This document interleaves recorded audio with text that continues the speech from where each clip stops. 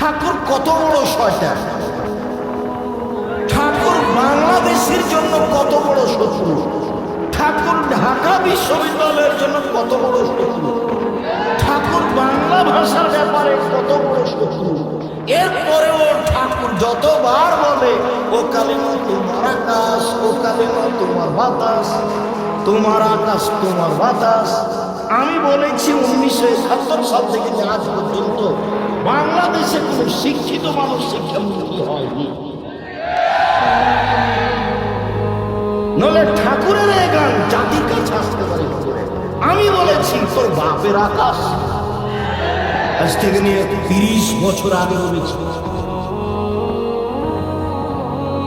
ঠাকুরের মান সম্মানের হানি হয়েছে, তাই আমার বিরুদ্ধে মামলা হয়েছে সিলেট কোর্টে 5,000 কোটি টাকা।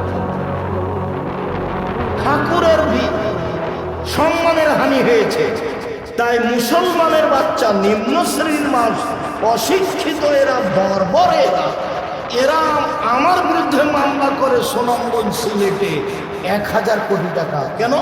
ঠাকুরের মানের সম্মানের হানি হয়েছে। আমি বলেছি তোর বাপের আকাশ। আর এসব মুসলমানের ছেলে নির্দ্বিধায় স্কুলে গিয়ে বলছে তোমার আকাশ ওমা, তোমার আকাশ ওমা, তোমার বাতাস। আমি কোনোদিন বলিনি, আমার ছেলে মেয়ে বলে না। জাতির যদি রাস্তাঘাট করে দিতে না পারি, জাতির যদি স্কুল কলেজ করে দিতে না পারি, জাতিকে চূড়ান্ত সঠিক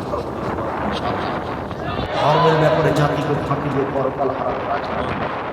ঠাকুর বন্ধু নয়, ঠাকুর বন্ধু নয়। ভারতের যারা সবচেয়ে মুসলমানের বড় বড় শত্রু, তার শীর্ষ স্থানে আছে ঠাকুরের গান আপনার কাছে প্রিয় হয় কি করে? আপনি আবার কি করে শিক্ষিত মানুষ হলেন এটা আমি বুঝিনি। আপনাকে যদি অশিক্ষিত প্রমাণ করতে না পারি, আমি বাংলার বাড়িতে বক্তব্য দেব না।